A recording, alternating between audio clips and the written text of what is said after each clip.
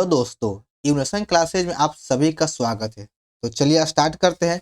Railway special science का प्रश्न और ये जो प्रीवियस ईयर का सीरीज है, यह टेक्नीशियन एग्जाम के लिए बहुत ही महत्वपूर्ण है। तो जिनका भी टेक्नीशियन का एग्जाम है वह इस सीरीज को जरूर देखें, इस वीडियो को देखें, आपके लिए बहुत ही महत्वपूर्ण है। तो आइए हम लोग स्टार्ट करते हैं। और इसमें जो भी प्रश्न है वह टीसीएस के द्वारा पूछा गया प्रश्न ही है। तो चलिए वीडियो को स्टार्ट करने से पहले आप लोग वीडियो को लाइक कर दीजिए और चैनल पर नया है तो चैनल को सब्सक्राइब करना ना भूलें और इस वीडियो को अपने दोस्तों और ग्रुप में शेयर जरूर करें। और हमारे चैनल पर बिहार दरोगा का भी प्रैक्टिस सेट अपलोड कर दिया गया है, आप लोग जाकर देख सकते हैं। वहाँ पर सभी टीचर का प्रैक्टिस सेट का वीडियो अपलोड है। तो आइए हम लोग स्टार्ट करते हैं। देखते हैं पहला प्रश्न। कैल्शियम ऑक्साइड को जब हाइड्रोजन से संयोग कराया जाता है तो कॉपर और जल, यह समीकरण निम्न में से किसका एक एग्जाम्पल है? तो इस उदाहरण को रेडॉक्स अभिक्रिया कहा जाता है। ऑप्शन नंबर 3 सही हो जाएगा। यह एक प्रकार का रेडॉक्स अभिक्रिया है। आगे देखिए 2 नंबर, वैज्ञानिक वर्गीकरण टैक्सोनॉमी में वर्गीकरण की मूल इकाई क्या है? यह भी क्वेश्चन बहुत बार पूछा गया। आपका लूसेंट में बायोलॉजी में आपको सेम टू सेम लिखा गया है। तो इसका सही आंसर हो जाएगा ऑप्शन नंबर डी, प्रजाति या स्पीसीज कहते हैं इसको। तो यही वर्गीकरण की मूल इकाई है। तो 4 नंबर सही हो जाएगा प्रजाति, और कहीं कहीं आप स्पीसीज भी लिखा रहेगा। आगे देखिए, उस विटामिन का नाम बताइए जिसकी कमी के कारण अत्यधिक रक्त बहने लगता है। किस विटामिन की कमी से जो रक्त है वह अत्यधिक बहने लगता है या फिर रक्त नहीं थक्का बन पाता है? तो विटामिन के की वजह से रक्त बहना नहीं रुकता या फिर रक्त अत्यधिक बहता है। अगर पूछे कि इसके जगह बहुत सारा था कि अगर विटामिन पूछे तो विटामिन के हो जाएगा, या फिर रक्त को थक्का बनाने में विटामिन के भी मदद करता है, कैल्शियम भी मदद करता है, और आपका फाइब्रिन भी मदद करता है। चलिए आगे देखिए, एक वस्तु को 10 सेंटीमीटर की फोकस दूरी पर एक उत्तल लेंस के मुख्य अक्ष पर रखा जाता है।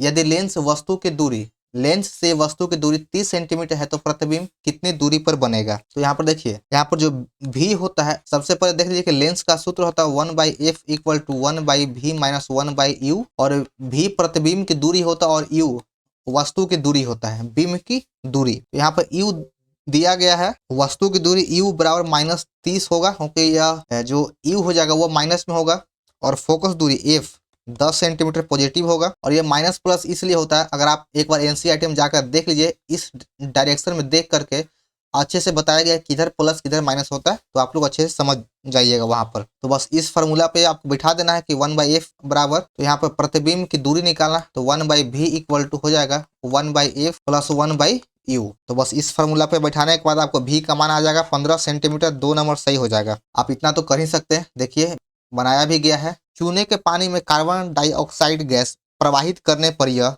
दूधिया हो जाता है। ऐसा करके किसके निर्माण होता है? ऐसा करने से किसका निर्माण होता है? तो कैल्शियम कार्बोनेट का निर्माण होता है। ऑप्शन नंबर 3 बिल्कुल सही है। एनटीपी पर गैस x के 10 ग्राम आयतन का 5.6 लीटर है तो x का आणविक भार कितना होगा? तो इसका आणविक भार 40 हो जाएगा। ऑप्शन नंबर 2 हो जाएगा 40। इसका देखिए फॉर्मूला होता है W1/V1 इक्वल टू W2/V2। तो यहाँ पर दिया गया है कि आपका पहले का द्रव्यमान, पदार्थ का द्रव्यमान 10 ग्राम है, आयतन 5.6 लीटर है, वॉल्यूम तो बस यहाँ पे बैठा देना है 10 बटा में 5.6, और W2 निकालना है, और दूसरे का आयतन यहाँ पे 22.4 लीटर है, आणविक भार 22.4 एनटीपी पर। एक मोल गैस का एनटीपी पर आयतन 22.4 लीटर होता है, तो वो आपको अपने से यहाँ बैठाना है। तो क्रॉस मल्टीप्लिकेशन करने के बाद W2 का मान आ जाएगा 40। अगला प्रश्न है, लोहा जो कि गुणों में कोबाल्ट और निकल जैसा होता है को इन तत्वों से बहुत दूर रखा गया है, यह किसकी कमी से था? तो न्यूलैंड के अष्टक नियम की वजह से इसको बहुत ही दूर रखा गया, तो यही एक कमी था। मान ले कि एक काल्पनिक ग्रह जिसका द्रव्यमान पृथ्वी के आधे के बराबर और त्रिज्या के 1/3 के बराबर है, यदि पृथ्वी की सतह पर गुरुत्वाकर्षण के कारण जी है तो उस ग्रह का गुरुत्वाकर्षण के कारण त्वरण कितना होगा? तो इसका त्वरण हो जाएगा 9/2 जी। ऑप्शन नंबर 2 है। आगे देखिए, नाइट्रोजन का परमाणु द्रव्यमान 14 है। नाइट्रोजन का परमाणविक या परमाणु द्रव्यमान 14 होता है और हाइड्रोजन का 1 है। अमोनिया का आणविक द्रव्यमान कितना होगा? तो अमोनिया का सूत्र होता है NH3, तो नाइट्रोजन का 14 द्रव्यमान हो गया और हाइड्रोजन का 1 होता है, तो 1 गुना 3 3 हो जाएगा, तो 14 3 17 इसका सही उत्तर है। बहुत ही आसान प्रश्न उस बार भी पूछा गया था 18 में भी। तो आइए देखते हैं 10 नंबर, यदि किसी अवतल दर्पण के द्वारा अवतल दर्पण पर आपतन कोण 30 डिग्री है तो परावर्तन कोण का मान क्या होगा? तो जितना ही आपतन कोण होगा समतल दर्पण पर उतना ही परावर्तन कोण भी होगा। आपतन कोण 30 डिग्री है तो परावर्तन परावर्तन कोण भी 30 डिग्री होगा, 2 नंबर सही है। आगे 11 नंबर कि यदि हम धोवन सोडा की थोड़ी सी मात्रा लेते हैं और उसमें लगभग 1 ml तनु हाइड्रोक्लोरिक अम्ल मिलाया जाता है तो क्या देखेंगे? तो उसमें से कार्बन डाइऑक्साइड गैस तेज बदबूदाहट के साथ, जो बुलबुला कहते हैं उसके साथ वो बाहर निकलेगा। तो ऑप्शन नंबर 2 बिल्कुल सही है इसका। अगला प्रश्न है 12 नंबर, धात्विक गुण किसको बढ़ाता है? धात्विक गुण जो होता है वो सोडियम से क्लोरीन तक जाने में बढ़ता है। अगर आप सोडियम से क्लोरीन की ओर बढ़िएगा तो धात्विक गुण बढ़ता हुआ प्रतीत होगा। 2 नंबर सही है। इसके लिए आपको पीरियोडिक टेबल अच्छे से याद होना चाहिए, तभी यह प्रश्न बनेगा। आगे देखिए कि जैसे ही हम किसी आवर्त में बाएं से दाएं की ओर जाते हैं तो परमाणु का त्रिज्या घट जाता है। बाएं से दाएं जाने पर परमाणु का त्रिज्या घट जाता है, जिसके कारण नाभिक और इलेक्ट्रॉनों के बीच आकर्षण शक्ति बढ़ जाता है। इसलिए हम जब किसी आवर्त में बाएं से दाएं चलते हैं तो धातु का गुण बढ़ जाता है, सॉरी अधातु का गुण बढ़ जाता है। ऊपर यहाँ पर एक बार देख लीजिएगा,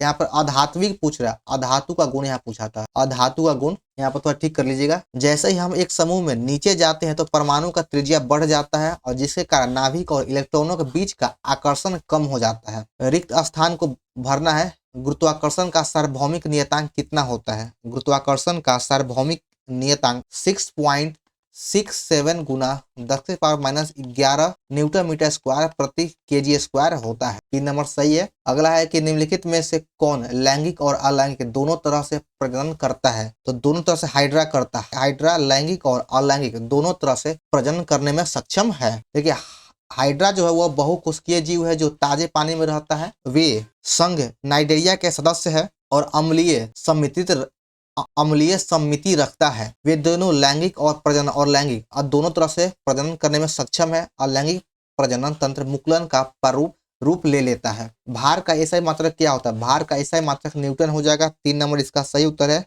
और बल का ही मात्रक न्यूटन होता है। द्रव्यमान का मात्रक केजी होगा और बल का सीजीएस मात्रक डाइन होता है और द्रव्यमान का सीजीएस मात्रक केजी हो जाएगा, सॉरी ग्राम हो जाएगा। कार्बन का एक अपरूप नहीं है। चारों ऑप्शन में से कौन एक कार्बन का अपरूप नहीं है? तो कार्बन डाइऑक्साइड यह कार्बन का अपरूप नहीं बल्कि कार्बन का यौगिक है, इसलिए 4 नंबर सही है। अगला प्रश्न है कि वायु का निरपेक्ष अपवर्तक सूचकांक कितना होता है? तो वायु का जो अपवर्तनांक होता है 1.003 होता है। 4 नंबर सही हो जाएगा। और यह सेम टू सेम आपको जब आप एनसीईआरटी के 10वां का बुक पढ़िएगा तो वहां पर ये पूरी तरह चार्ट बना कर दिया गया है कि किसका अपवर्तनांक कितना है। तो सेम जो है सब 10वां पर आधारित है। आप लोग एनसीईआरटी का बुक को फॉलो कीजिएगा तो सभी प्रश्न आपको आसानी से बन जाएगा। 18 है गति ऊर्जा किसके बराबर होता है? तो गति ऊर्जा का यहाँ फार्मूला पूछा गया, तो इसका फार्मूला होता है 1/2 mv² और सभी सेट में करीब करीब गतिज ऊर्जा से प्रश्न आया ही है। तो 18 का 2 सही है। यदि एक पौधे का जीन प्रारूप या जीनोटाइप TR है तो फिनोटाइप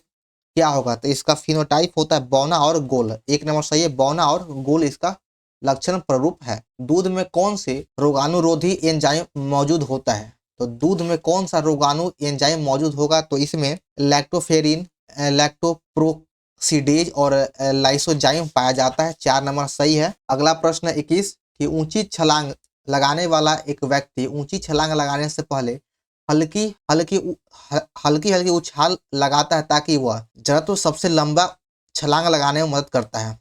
तो यहाँ पे ताकि कौन है जो उसको लंबा छलांग लगाने में मदद करता है? तो इसका सही आंसर हो जाएगा ऑप्शन डी सी गति। गति का जड़त्व उसे सबसे लंबी छलांग लगाने में मदद करता है। जब आप गति में रहिएगा, मोशन में रहिएगा तो आप लंबा छलांग लगा सकते हैं। 22 नंबर है 22 नंबर है कि निम्नलिखित में से किसे हंगर हार्मोन कहा जाता है? क्योंकि यह भूख को उत्तेजित करता है, भोजन का सेवन बढ़ाता है और वसा को भंडारण को प्रेरित करता है। तो इस हार्मोन का नाम हो जाएगा घ्रेलिन। ऑप्शन नंबर डी है, घ्रेलिन को हंगर हार्मोन कहा जाता है। 37 डिग्री सेल्सियस तापमान लगभग किसके बराबर होता है? तो यह 98.6 फ़ारेनहाइट के बराबर होता है। 2 नंबर सही है, बस इसको फ़ारेनहाइट में बदलना था। डेंगू किसके कारण होता है? तो डेंगू विषाणु के वजह से होता है। डेंगू विषाणु के वजह से होता है और इसमें प्लेटलेट्स की काफी कमी आ जाती है। इस सेट का अंतिम प्रश्न है, साधारण नमक का आणविक भार लगभग कितना होता है? साधारण नमक का, जिसे सोडियम क्लोराइड NaCl कहते हैं, इसका आणविक भार लगभग 58 ग्राम प्रति मोल के बराबर होता है। 4 नंबर सही है, 58 ग्राम प्रति मोल। तो चलिए यहाँ पर हमारा सेट नंबर 11 समाप्त होता है। तो आप लोगों को ये वीडियो कैसा लगा कमेंट